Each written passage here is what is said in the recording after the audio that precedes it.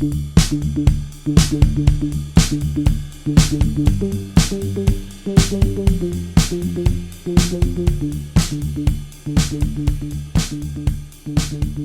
everybody, and welcome to another episode of Speaker Stories.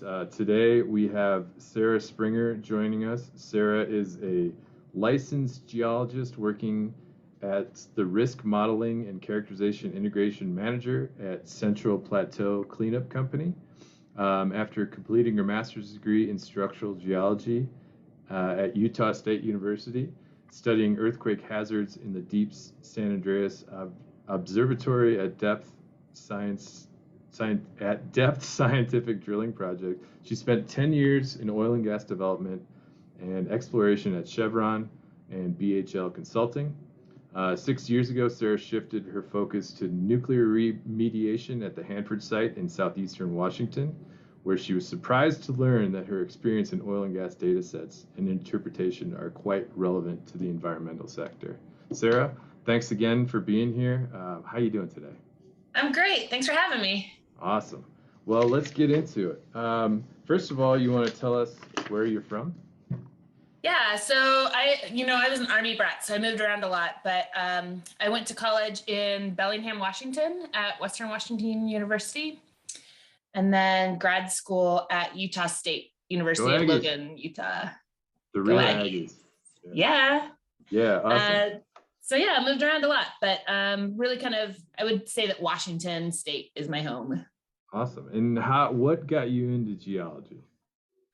So it was one of those things, I just started college and didn't know what the heck I wanted to do and signed up for a bunch of classes, just, the first quarter. And the one that I liked the most was geology. And it was one of those things I'd never really thought that I could pursue because, number one, I thought that I was really bad at math. I kind of had that impression coming out of high school and just thought that it wasn't something that I was capable of. So I just kept taking geology classes just because I was so interested in it. And those were the ones where I was having the most fun. And I just kind of realized one day, like, if I'm having fun doing this, like, I can do this. And it turns out I'm perfectly good at math and did just fine. So it was just once I got over the fear of wanting to do geology, I dived right in. I just loved, the science is incredible, and being out in the field and doing field trips and getting our hands dirty and our nose on the outcrop, there's just nothing like it. So yeah. Once I was hooked, I was into it. That's funny because I've done a few of these interviews and talked to a lot of people, and I think it's less common that people decide before college that they want to be a geologist. It's more like kind of fall into it with just getting excited about your intro classes. So that's really cool. Yep. And so and we obviously crossed paths at Utah State University. And can you tell us a little bit more about your research there? Yeah, so I worked with Dr. Jim Evans at Utah State for my master's. And Jim is a structural geologist. He's always had very wide ranging interests in structural geology. At that time was really into kind of microstructural, looking a lot with a really heavy emphasis on structures formed within fault plains, fault gouge, and the kind of structure and chemistry of that. And at that time, we were starting this new project called SAFOD, the San Andreas Fault Observatory at Depth. And that was part of the EarthScope initiative, where we were drilling a borehole across the San Andreas Fault at depth. So about 3 kilometers down, a deviated borehole that would go across the fault plane at depth and be able to make observations about earthquakes where they nucleate. So it's on the locked portion of the Parkfield segment of the San Andreas Fault, and where they have magnitude 6 earthquakes about every 22 years. Wow. So it was a chance to kind of focus right there at the earthquake where it happens, and be able to make those observations through a series of collecting cores and instrumenting and doing hydrofrac tests. This is all a long time ago. They've done a lot of other really cool stuff with save on since then. But Sure. at that time, the way we got involved was through the structural geology side, and actually characterizing the rocks on both sides of the San Andreas Fault. We actually found a really bizarre rock formation in the subsurface, this arcosic sandstone that we just weren't expecting in that area, and so could do some work to kind of characterize that and figure out the provenance of that unit. But the cool Oh, part was getting to be on site while we were drilling, and really getting to see the cuttings as they came up, and making interpretations about, have we crossed the fault yet? Was that yeah. it? Was that the fault? Did we do it? So yeah, it was a great project. Oh, that's really cool. Um, Yeah. and how did you transition into Chevron? Was that through, did Chevron come to Utah State for recruiting, or? Yeah, they had just started. They didn't have a formal recruiting presence at Utah State yet, but there had been one student before me who had started working at Chevron, and we had some connections, and so got recruited that way. There was, a couple of other companies recruiting at Utah State at that time, but yeah, Chevron was the one that I wanted to go with. So I started with an internship at Chevron, and back in 2006, a really long time ago. Yeah. And then got to transition that into a full-time gig after graduation. Ah, cool. And you spent 10 years there. Tell us about what you did at Chevron. Well, I actually was only at Chevron for about 5 years. Oh, So I was in the, back, and I don't know if they still have this, but it was called the Horizons program for all new employees, where they bring you in, they do a lot of like heavy training. You get a new position every 2 years, and they try to introduce you to different elements of the company, so you can kind of figure out where you want to settle after that. So I started out in Angola, the shallow water, just offshore in Angola and Cabinda, Block Zero. So that was brownfield development. Those are fields that had been in development since the 60s. And so just looking to do some redevelopments and like water flood type developments in those fields. I moved from Angola to Deepwater Gulf of Mexico, and exploration in Deepwater Gulf of Mexico. And I was there for about another 2 years. And then about that time, my husband finished his graduate work at University of Houston and got offered this position up here in Washington at the Pacific Northwest National Laboratory.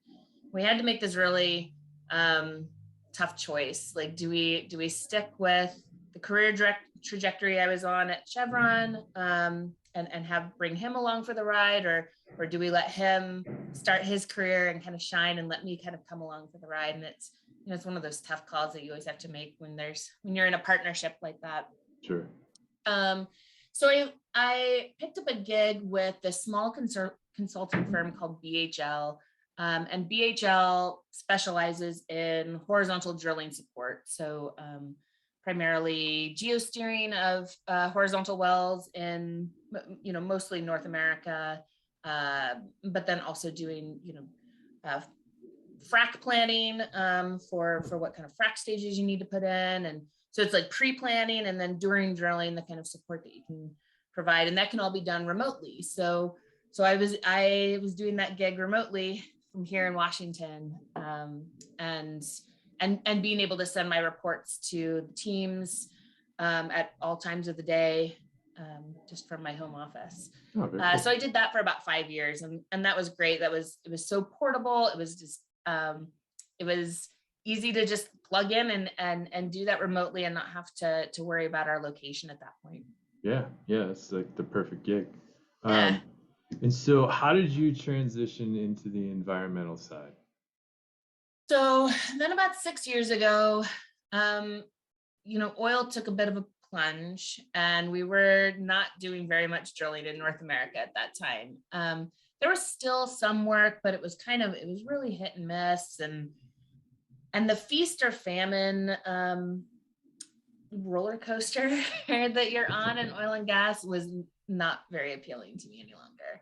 Yeah. And to be perfectly honest, I'd love to say that I just made all my decisions for my career, but it had a lot to do with my family. So at that time, my youngest child was 2.5, and she was old enough to start going to daycare, and my older son was starting kindergarten, and so I was really craving being in the office and being back in the mix, and essentially kind of ramping my career back up again.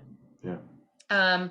And so I thought about, okay, do I want to be back into oil and gas full time, and looking to join, rejoin Chevron or look for another company like that. And the time just wasn't very right for it. And I realized that I just wanted to do something different at that point. Okay. And luckily here, where we live in the Tri-Cities in Washington. We happen to have the largest Superfund site in the world here in our backyard. It's called the Hanford site, and it is a legacy Manhattan Project era site that is undergoing cleanup. It's extremely contaminated with nuclear materials, and needs to be cleaned up.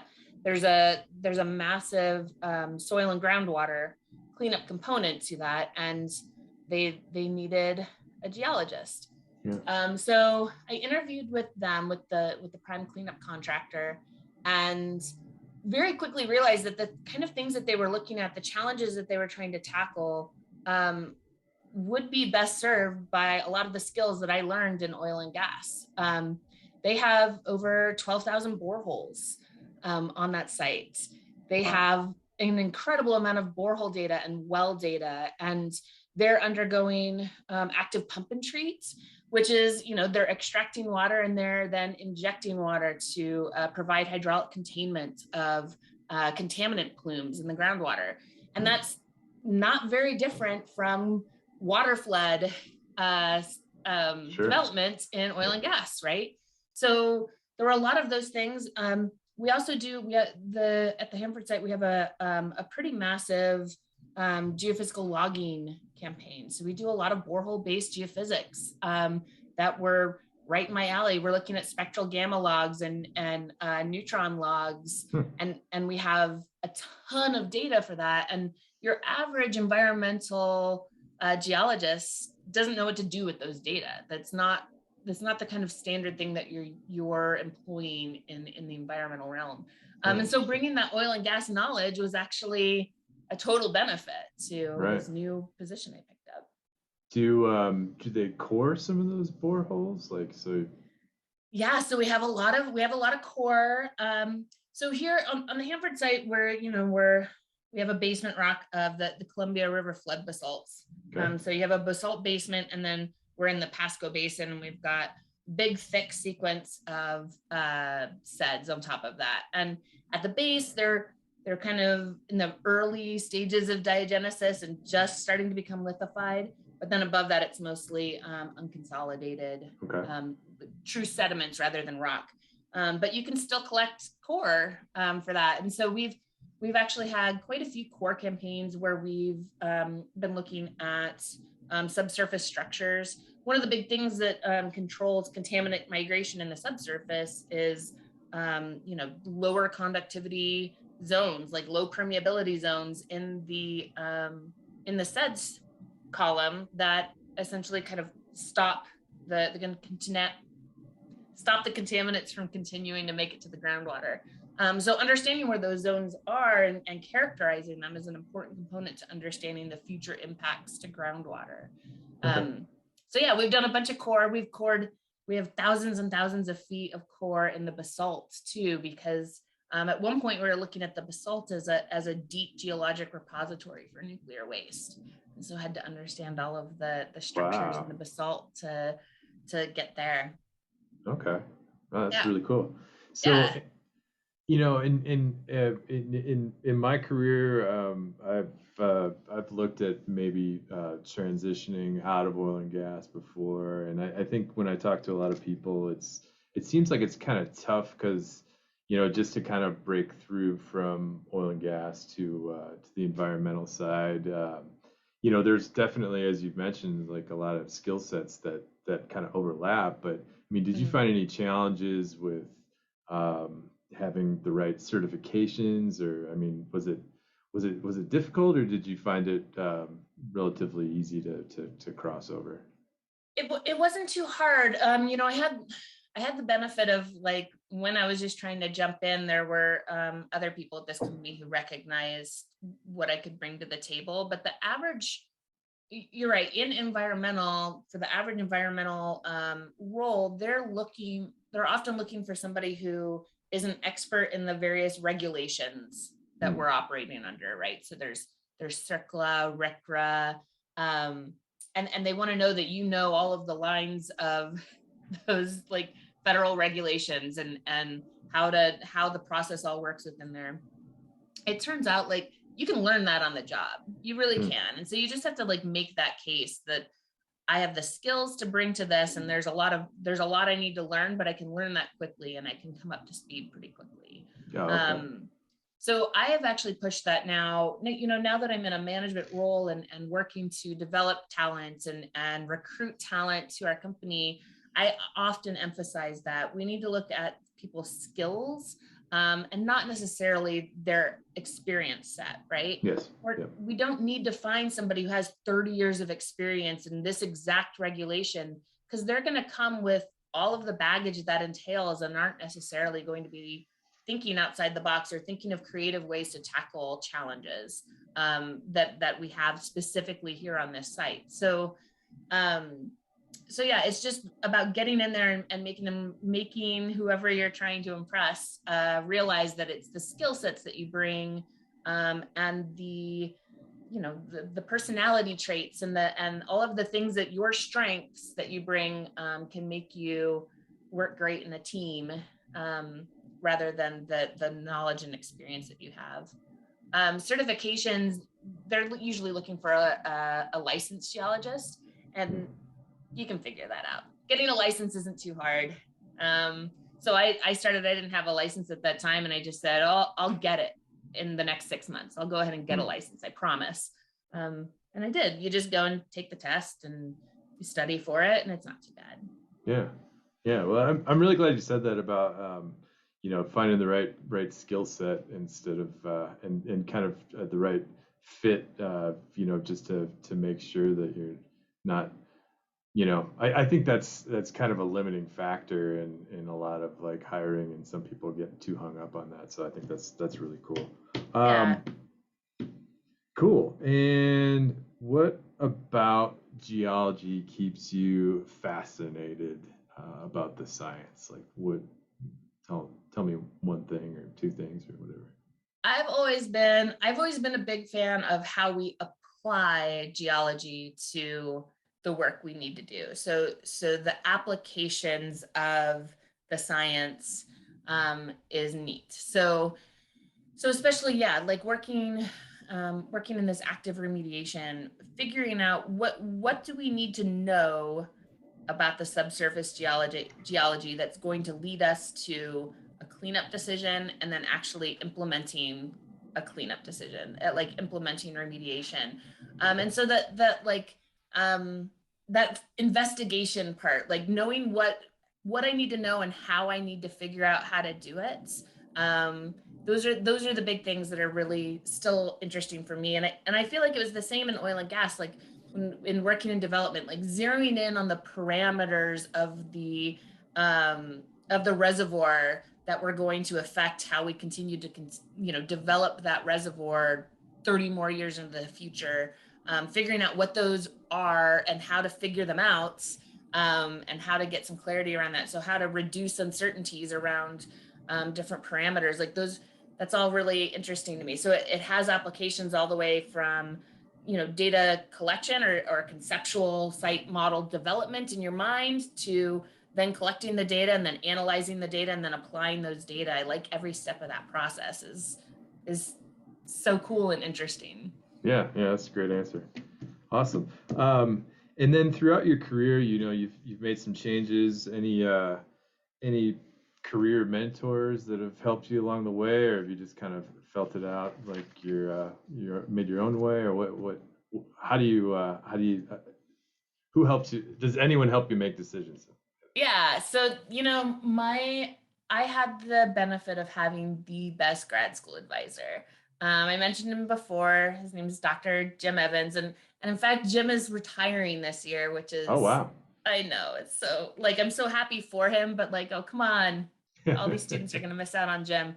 Yeah. He's just the best, just an incredibly wise mentor who you could go to with any question and completely judgment-free zone. But then the biggest thing was that he was such a strong advocate for all of his students. Just Yeah. always going to the mat for them and working to find them their best solutions and find them the best place for themselves in the world. And just, and you know, he still shoots me notes regularly. Like he's always still thinking about all of his past students. Like, oh, here's this article that I thought you would be interested in, or hey, was just having this conversation about this fault plane the other day and thought of you. Like, so just always staying in contact and again, just being such a strong advocate. It makes, that's one of the best things about when you're seeking out mentors who aren't just like operating at kind of a remove and just giving you advice, but like also like firmly in your corner and fighting for you. Like those are the best mentors that you can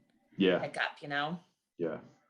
Yeah. And that's, I think that's a great, now we're what, 16 years into our career, and we're the mentors. So it's good to have Yeah. really positive role models like that. So we can pass that Yeah. on. Cool. Well, and tell us what you do for fun. What? So we do a lot of skiing around here. My family recently renovated a 40-foot school bus into an RV that we drive to ski areas, and we park in the parking lot, and then we ski all weekend, and we can come back to our cozy bus and have a nice meal. And I've you seen know, the pictures. yeah, It looks amazing. yeah. I don't think renovating a bus really captures how beautiful that thing is. So it's awesome. It's like an apartment on wheels. It's real gorgeous. Fantastic. All right, cool.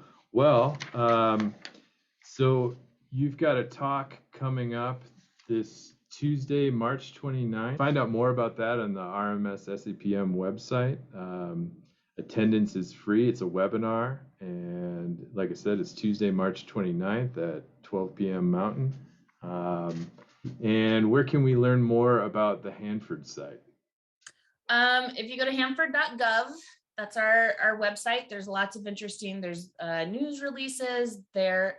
The best part about hanford.gov is there's a virtual tours link in there where you can go take a virtual tour of the site, and you can learn about where we were manufacturing plutonium for nuclear bombs in the 50s, and you can learn about the exciting work that we're doing right now to clean up.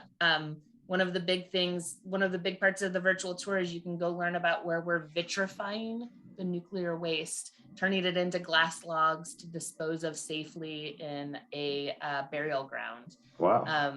Yeah, it's really cool. And you can't physically go to these places to go in and see them, but you can virtually, and the virtual tour is incredible. So highly recommend taking the virtual tours on hanford.gov. Well, I'm going to do that. Awesome. Yeah.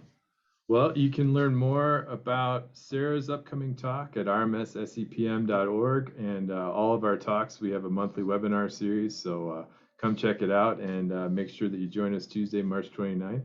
And Sarah, thanks again for joining us. It was really great to see you, and great chat. So thanks for your time. Great to see you, Ben. All right. Bye. Bye-bye.